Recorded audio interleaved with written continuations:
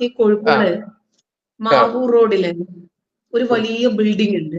സാന്റമോണിക്ക എന്നാണ് ആ ബിൽഡിങ്ങിന്റെ പേര്. അത് വിദേശത്തേക്കൊക്കെ കുട്ടികളെ പഠിപ്പിക്കാനൊക്കെ വിടുന്ന, ജോലിക്കൊക്കെ വിടുന്ന അങ്ങനെ ഒരു പ്ലാറ്റ്ഫോമാണ്. അതില് ഒരു പെൺകുട്ടി വന്നിട്ട്, ഇപ്പം മിനിഞ്ഞാന്നത്തെ ഒക്കെ പത്രത്തിൽ മൊത്തം ഉണ്ടായിരുന്നു, ഇന്നലെ രാവിലെ മുതൽ 5 മണി വരെ അവൾക്കൊരു ക്ലാസ് ഉണ്ട്, അപ്പൊ മോൾക്കും പോണം. അങ്ങനെ ഞാന് മക്കളും ഒക്കെ ആയിട്ട് ഞാനും ഇക്കായും കൂടി അവിടെ പോയി. മൊത്തം മുസ്ലിം കുട്ടികളാ ഇരിക്കുന്നതെല്ലാം, മുസ്ലിം ഉമ്മമാര്. അപ്പൊ ഒരു പെൺകുട്ടി നിന്ന് അങ്ങനെ പറയാണ്. അപ്പൊ ഈ പെൺകുട്ടി പറഞ്ഞതില് രാവിലത്തെ സെക്ഷനില് ഒരു പോയിന്റ് പെൺകുട്ടി പറഞ്ഞു, ഇംഗ്ലണ്ട്, ഫ്രാൻസ്, ഇന്ത്യ ഈ 3 രാജ്യങ്ങളിലെയും ഡിഗ്രികൾ ഈക്വൽ ആണ്. അതല്ലെങ്കിൽ നമ്മൾ ഇവിടെ പഠിച്ച് നമ്മളിപ്പോ MBBS ഒക്കെ എടുത്തവരാണെങ്കിൽ പോലും വേറെ ഏതെങ്കിലും രാജ്യങ്ങളിൽ പോയാൽ ഒരു പക്ഷേ മാസ്റ്റേഴ്സ് 1-2 വർഷമൊക്കെ അവിടെയും കൂടി എടുത്ത് പിന്നെ എന്തൊക്കെയോ പ്രൊസീജിയേഴ്സ് ഉണ്ട്, എന്നാൽ മാത്രമേ നമ്മുടെ ഡിഗ്രി ഈക്വൽ ആവൂ. പക്ഷെ ഫ്രാൻസ്, ഇംഗ്ലണ്ട് ഈ 2 രാജ്യങ്ങളും ഇന്ത്യയുടെ ഡിഗ്രി മതി, അത് അംഗീകരിച്ചിട്ടുണ്ട്. എന്നിട്ട് ആ പെൺകുട്ടി പറയാണ്, ഞാനൊരു കമ്മ്യൂണിസ്റ്റ് രാഷ്ട്രീയക്കാരിയായിരുന്നു. ഞാൻ ആദ്യമായിട്ടാണ് ഇതിനെക്കുറിച്ച് പഠിച്ചപ്പോൾ നരേന്ദ്രമോദി എന്തെല്ലാം കാര്യങ്ങൾ ശ്രദ്ധിക്കണം. ഈ രാജ്യങ്ങളുടെ ഡിഗ്രി നമ്മുടെ രാജ്യങ്ങളുടേതിന് ഈക്വൽ ആക്കി മാറ്റിയത് കൊണ്ട് ഏതാണ്ട് നല്ലൊരു കൗണ്ട് ഓഫ് വിദ്യാർത്ഥികളും പോകുന്നത് യുകെയിലേക്കും ഫ്രാൻസിലേക്കുമാണ്. കാരണം അവര് നമ്മുടെ ഡിഗ്രി അംഗീകരിക്കുന്നു. എന്നിട്ട് ആ പെൺകുട്ടി നരേന്ദ്രമോദി നമ്മുടെ രാജ്യത്തിനു വേണ്ടി ചെയ്ത വിദ്യാർത്ഥികളുടെ വിദൂര വിദ്യാഭ്യാസം, വിദേശ വിദ്യാഭ്യാസത്തിന് വേണ്ടി ചെയ്ത ഒട്ടനവധി വിഷയങ്ങൾ എടുത്തങ്ങ് പറഞ്ഞു. അപ്പൊ മുസ്ലിം സ്ത്രീകളൊക്കെ ഇങ്ങനെ മുഖത്തോട് മുഖം നോക്കി നിൽക്കുകയാണ്. ചായ ഏതാണ്ട് ബ്രേക്ക് സമയമായി, ഇറങ്ങി. ഇവരൊക്കെ പരസ്പരം ഇങ്ങനെ സംസാരിക്കുവാണ്. അയ്യോ, ഇങ്ങനെയൊക്കെ ഉണ്ടോ, നരേന്ദ്രമോദി ഇതൊക്കെ ശ്രദ്ധിക്കലുണ്ട്, അങ്ങനെയുണ്ട്, ഇങ്ങനെയുണ്ട്. ഇതൊക്കെ സംസാരിച്ചപ്പോഴേക്ക് കുട്ടികൾ എടുത്തങ്ങോട്ട് കാണിക്കുക കാര്യങ്ങള്. അതിലേറെ രസകരമായ മറ്റൊരു വസ്തുത, അവിടെ വന്ന പെൺകുട്ടികളിൽ അധികം ആളുകൾക്കും നോമ്പില്ല. മുസ്ലിം പെൺകുട്ടികളാണ്. ഇനിയും വിദേശത്തേക്ക് തുടർ പഠനത്തിന്, പിന്നെ കൂടുതൽ പഠനത്തിന് വേണ്ടിയിട്ട് പോകേണ്ടുന്ന കുട്ടികളാണ്. നോമ്പില്ല. ഈ കുട്ടികൾ മാറി നിന്ന് പറയാണ്, ചായ ഇങ്ങോട്ട് എടുക്ക് കുടിക്കട്ടെ. അപ്പം ഉമ്മ പറയാ, മോളെ നോമ്പാണ്, ഒതുങ്ങി മാറി നിൽക്ക്. അപ്പൊ നിങ്ങളിപ്പോ എന്ത് നോമ്പെന്ന്, നിങ്ങൾ നോമ്പ് പിടിക്കുന്നുണ്ടാ, നിങ്ങൾ നോമ്പ് പിടിക്കണമെങ്കിൽ കുടിക്കണ്ട, ഇങ്ങോട്ട് മാറിയുന്നേ, നമ്മൾ കുടിക്കട്ടെ. എന്നിട്ട് ബൈജു ഒരു 10-20 പെൺകുട്ടികളുണ്ട്, അവിടെ നിന്ന് ജ്യൂസും ചായയും വെള്ളവും ബിസ്ക്കറ്റും ഒക്കെ അങ്ങ് തിന്നുക. അപ്പൊ ഞാൻ അന്തം വിട്ടിട്ട്, അപ്പൊ ഞാനിങ്ങനെ അഫ്രിനോട് പറഞ്ഞു പോകുകയാണ്, മോളെ മുസ്ലിം പോപ്പുലേഷൻ ഉള്ള നാടാണ്, നിനക്ക് നോമ്പുണ്ടെങ്കിലും ഇല്ലെങ്കിലും അവിടെ നിന്ന് പബ്ലിക്കായിട്ട് വെള്ളവും ജ്യൂസും ഒന്നും കുടിക്കരുത് കേട്ടാ, മോശമാണ് കേട്ടോ. അപ്പൊ അവൾ എന്നെ എന്തോ വിജയിച്ച ഭാവത്തിൽ ഒരു നോട്ടം, ഞങ്ങളുടെ ജനറേഷൻ നിങ്ങൾ പഠിപ്പിക്കാനൊന്നും വരണ്ട, നമുക്കറിയാം ഇങ്ങനെ പട്ടിണി ഇരിക്കേണ്ട കാര്യമൊന്നും ഇല്ലാന്ന്. അപ്പൊ ഇങ്ങനെ കുടിച്ചപ്പോ അതിലൊരു കുട്ടിക്ക് എന്നെ മനസ്സിലായി. അപ്പൊ ഈ പെൺകുട്ടി വന്നിട്ട്, ടീച്ചറല്ലേ, ഞാൻ ഈ തള്ള കാണാതെ വീഡിയോസ് ഒക്കെ കാണാറുണ്ട് കേട്ടാ എന്ന് പറഞ്ഞു. അപ്പൊ ഇവര് പറയാണ്, അല്ല ഞാൻ ടീച്ചറിനെ ഫേസ്ബുക്കിൽ ഫോളോ ചെയ്യുന്നുണ്ട്. അപ്പോഴാണ് എനിക്ക് മനസ്സിലായത്, മനുഷ്യർ ഒരുപാട് മാറി തുടങ്ങിയിരിക്കുന്നു. പിന്നെയും കൊണ്ട് രസകരം ട്വിസ്റ്റ് അതൊന്നുമല്ല, ഈ പെൺകുട്ടികളിൽ അധികം ആളുകളും പിന്നെ ഫുള്ള് മേക്കപ്പിലാണ് വന്നിരിക്കുന്നത്. ലിപ്സ്റ്റിക് ഇട്ടിട്ടുണ്ട്, നെയിൽ പോളിഷ് ഇട്ടിട്ടുണ്ട്. പോകാൻ സമയത്തുണ്ട് ബാഗിൽ നിന്ന് ഷാളും മക്കനയും ഒക്കെ വലിച്ചൂരി എടുത്തിട്ട് ഇവരിങ്ങനെ കെട്ടുന്നു. മനസ്സിലായി? അതായത് ഇവര് മാറി തുടങ്ങിയിരിക്കുന്നു. ഇവർക്ക് മനസ്സിലായി നമ്മുടെ രാജ്യം ആരുടെ കരങ്ങളിലാണ് സുരക്ഷിതമായിരിക്കുന്നത് എന്നവർക്ക് മനസ്സിലായിട്ടുണ്ട്. ഇപ്പൊ കഴിഞ്ഞ വർഷത്തെ നോമ്പ് തുറയ്ക്ക് വിവാദമായൊരു വിഷയം ഉണ്ടായിരുന്നു. റമദാൻ തുടങ്ങിയതേ ഉണ്ടായിരുന്നുള്ളൂ. ചങ്ങനാശ്ശേരി നഗരസഭ വൈകിട്ട് നോമ്പ് തുറയോടനുബന്ധിച്ചിട്ട് ആൾക്കാർക്ക് മനസ്സിലാവണ്ടേ, അതായത് സൈറൺ മുഴക്കണം, എങ്ങനെ മുസ്ലിങ്ങളെ പ്രീണിപ്പിച്ചു വീഴ്ത്താം.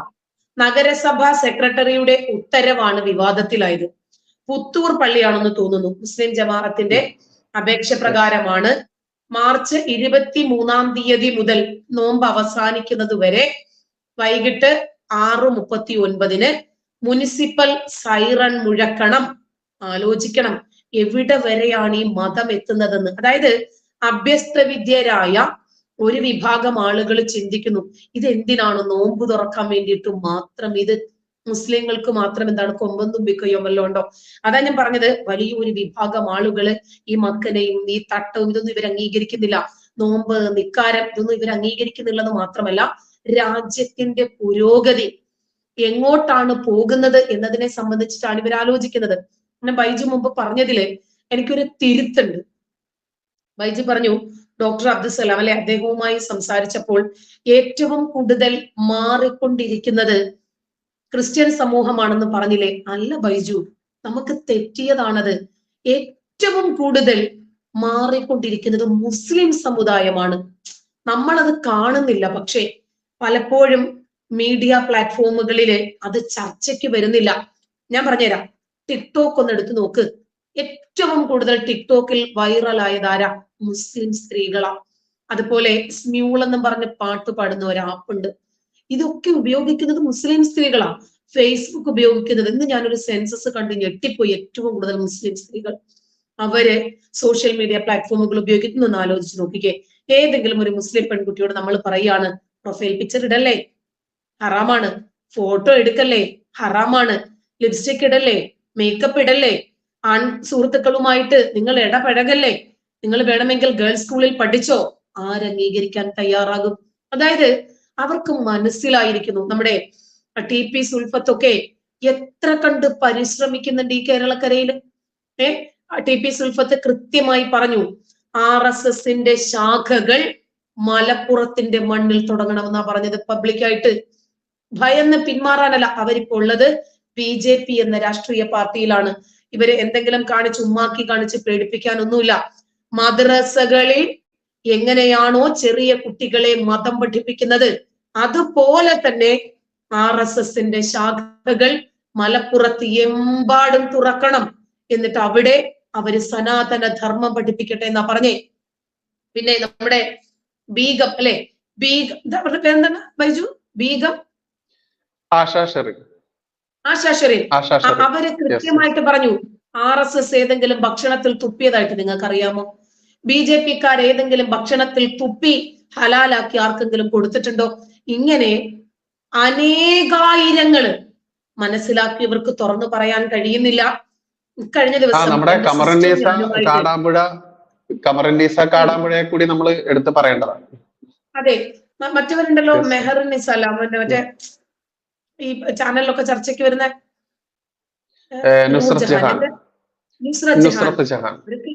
എന്ത് ഫോർവേഡ് ആണ്. അവരൊക്കെ കാര്യങ്ങൾ കൃത്യമായി മനസ്സിലാക്കി സംസാരിക്കുന്നവരാണ്. എന്റെ സിസ്റ്ററുമായിട്ട് ഞാൻ സംസാരിച്ചപ്പോ സിസ്റ്റർ പറയാണ്, നരേന്ദ്രമോദി എന്ന് പറഞ്ഞിട്ട് കാർക്കിച്ചൊരു തുപ്പ് കേട്ടാ. എന്നിട്ട് അബ്ദുൽ നാസർ മദനിയെ പോലും അയാൾ വെറുതെ വിടുന്നില്ല. എന്തിനായിരിക്കും ഇങ്ങനെ എന്നൊക്കെ പറഞ്ഞിട്ട് അയാൾ ഉടനെ ഏക സിവിൽ കോഡ് നടപ്പിലാക്കും, നോക്കിക്കോ എന്ന് പറഞ്ഞു. അപ്പൊ ഞാൻ ചോദിച്ചു, അല്ലാത്ത എന്താണ് ഈ ഏക സിവിൽ കോഡ്? ഏക സിവിൽ കോഡ് വന്നാൽ നമുക്ക് പ്രശ്നം എന്താണ്? പറയാനറിയില്ല, മറുപടി പറയാനറിയില്ല. ഇവര് മനസ്സിലാക്കിയിരിക്കുന്നത് ഏക സിവിൽ കോഡ് വന്നു കഴിഞ്ഞാല് മുസ്ലിം പുരുഷന്മാരെ മൊത്തം പിടിച്ച് ജയിലിലാക്കും എന്നാണ് ഇവർ വിചാരിച്ചിരിക്കുന്നത്. അപ്പൊ ഞാൻ ചോദിച്ചു, എന്താണ് ഈ ഏക സിവിൽ കോഡ്? നമ്മുടെ മതത്തിന്റെ നിയമം അവർ മാറ്റാൻ ശ്രമിക്കുന്നു. ഏതൊക്കെ നിയമങ്ങളാണ് മാറ്റുന്നത്? അപ്പൊ ഞാൻ ചോദിച്ചു, അല്ല നിങ്ങളുടെ കെട്ടിയോൻ പോയി 3 കൂടെ കെട്ടിയാലോ? എന്നാ ഞാൻ എന്റെ വിശ്വരൂപം കാണിച്ചു കൊടുക്കും. ശരി. ഇനിയും ഒരു കാര്യമില്ലാതെ തലാക്ക് പറഞ്ഞ് വിട്ടാലോ? എന്നാ ഞാൻ അയാളെ കോടതി കയറ്റും. എന്നാൽ ഇതൊക്കെയാണ് കേട്ടോ സംഭവിക്കാൻ പോകുന്നത്. കൃത്യമായിട്ട് എന്താണ് ഏക സിവിൽ കോഡെന്ന് ഞാൻ ഇവർക്ക് പറഞ്ഞ് മനസ്സിലാക്കി കൊടുത്തു. ഒടുവിൽ റോഡിന്റെ വികസനം വന്നു. പിണറായി, ഞാൻ പറഞ്ഞ റോഡ് വികസനവും പിണറായിയും തമ്മിൽ ഭയങ്കര ബന്ധമാണ്. അതറിയണമെങ്കിലേ ചില മന്ത്രിമാരൊക്കെ വീഡിയോ ഒക്കെ ഇടുന്നുണ്ട്, ഇത് പിണറായിയുടെ വകയാണെന്നൊക്കെ പറഞ്ഞിട്ട് അത് നോക്കിയാൽ മതി.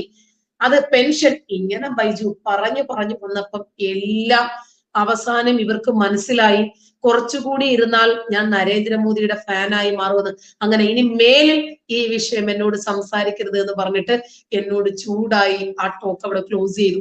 ഇവർക്ക് അറിയാത്തത് കൊണ്ടാണ്. സത്യത്തില് ഇവര് ഇരകളാണ്, ഇവര് പറ്റിക്കപ്പെടുവാണ്. എന്നെ പറ്റിച്ചോ എന്ന് പറഞ്ഞ് പോയി നിന്ന് കൊടുത്താൽ ഒന്നും ചെയ്യാൻ പറ്റില്ല.